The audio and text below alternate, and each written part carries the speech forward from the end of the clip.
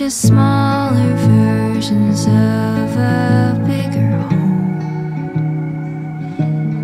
Are you the rivers in your veins and mine, the flakes that Good morning, guys! It is starting to get really cold. So yung luma naming gate dun sa baba, yung nabangga dati, pilitan yun, and then kinuha namin yung lumang gate, nilagay namin dito sa likod. So inayos na to ni Mister. Ito yung galing dito sa may front yard namin dati. So yan, meron tayong maliit na pintuan dito. Yun, may isa pa tayong rooster dyan na huhulihin.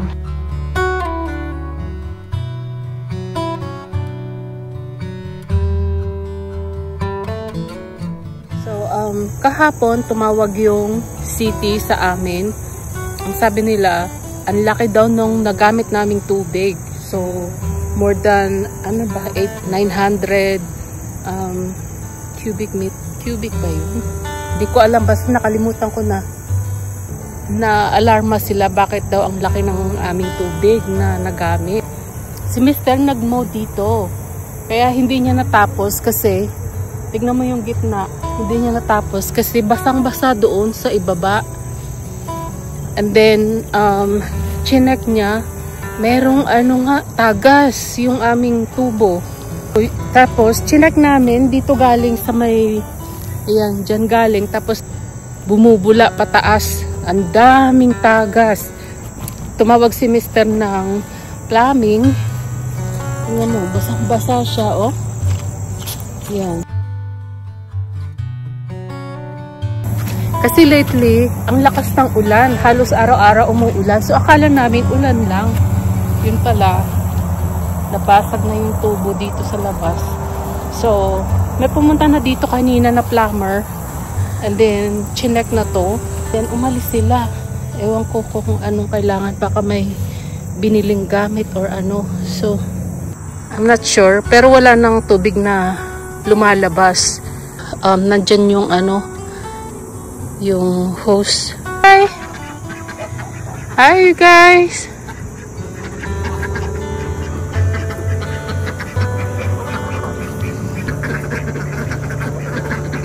Kasi, kinumpute ni Mr. mga $800 na talaga siya. Oh my gosh. Sabi ko nga nakatipid kami sa tubig kasi ang lakas ng ulan. Halos araw-araw, umuulan. Tapos ganyan naman yung nangyari.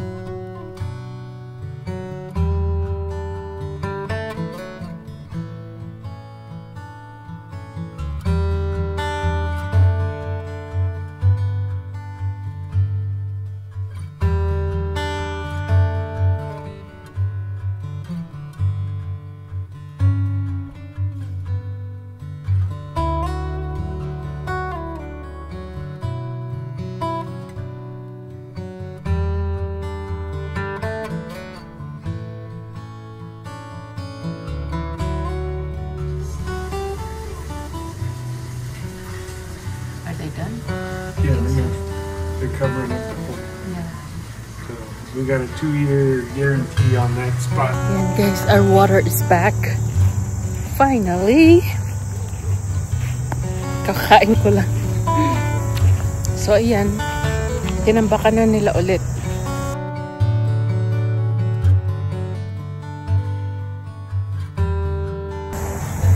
Ang sabi nung, kasi 'di ba maraming bato dito sa property namin. Mababaw yung bato. Sa sobrang ulan, init daw. Syempre gumagalaw yung buhangin. And then yung bato yata tumusok doon sa pinaka-pipe. And then yun nga nabutas. So yun, pinuto nila at pinalitan. So may warranty siya na 2 years. So I hope everything is good. And then yan si Mister, inaayos yung net kasi ililipat namin yung mga itik kasi nandito sila lagi. Tignan nyo naman guys, oh. Ang daming damo. Yan ang gusto nila.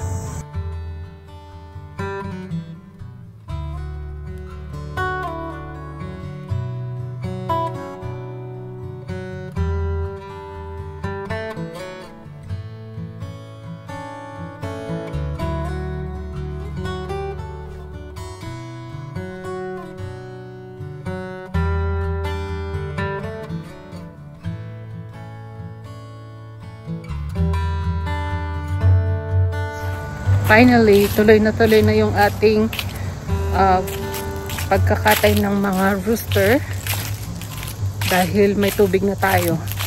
Dito kami sa likod ng garage nagkakatay ng manok kasi pati sa pagkakatay ng manok mayroong rules guys.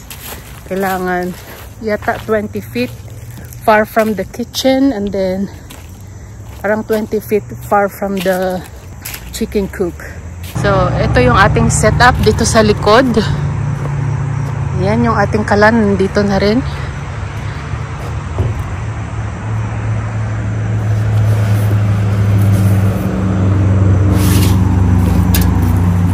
Meron na tayong tubig dyan, ready na to boil.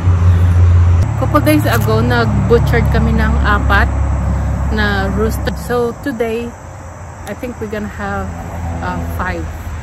Prepare ko lang itong tubig natin.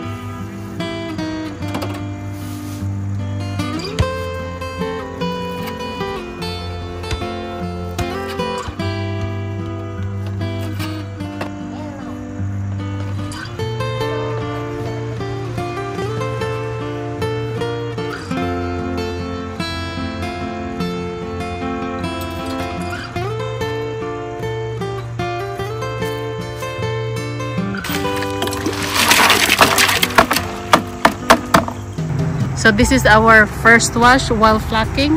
There is our second wash, and this is the ice bath after.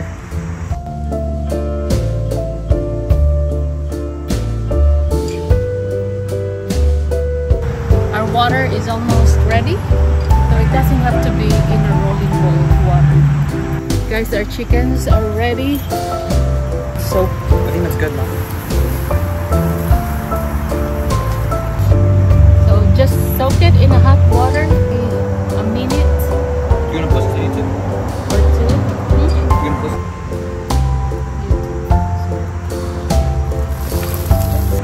There you go guys. My son and I, we're gonna flock the chicken.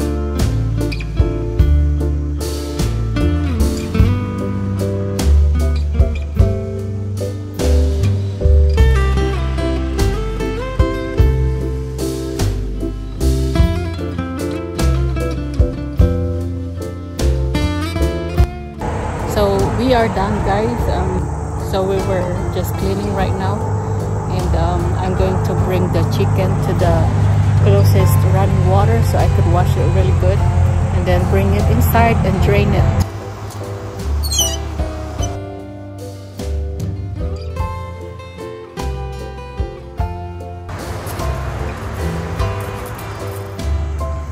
There you go guys, ayan na yung ating mga chickens.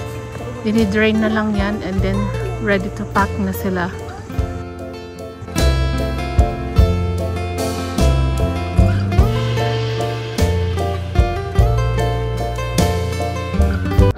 Na-drain na yung ating mga chicken and then we're ready to pack.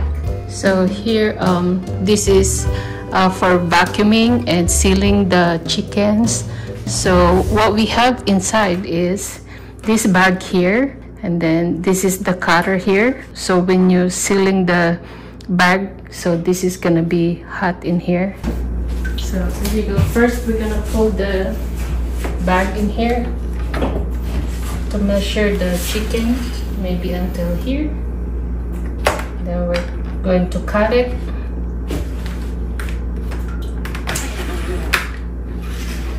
Now we're going to seal it. You're gonna put the chicken in there? Yeah, we're gonna seal it first. Oh, it's open on both sides? Yep. Seal. So it's off, and let's check. Can you just So get like see, a hair? you guys, that's sealed. Now we're gonna put in the chickens. There you go. Hold on, let me finish this one thing. And then we're going to seal it. Seal and vacuum. Let's try to fix first. Then do that.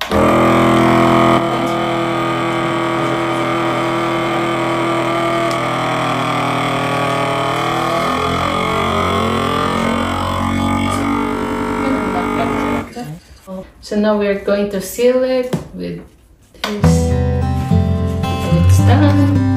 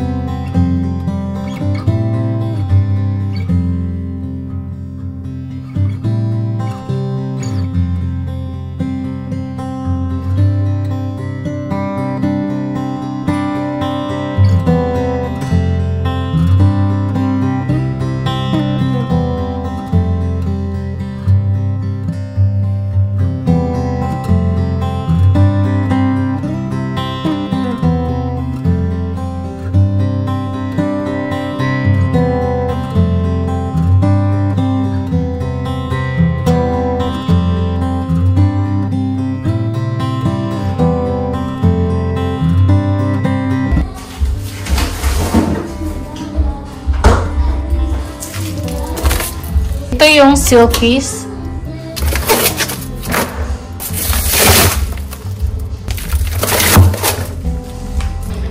So, yun guys. Ito na yung ating mga kinatay nung nakaraang araw. So, meron tayo dyan 1, 2, 3, 4, 5, 6, 7, 8, 9, 10 native chicken. And then meron tayong gizzard. Yan. And then naglagay ako ng konting atay. There you go.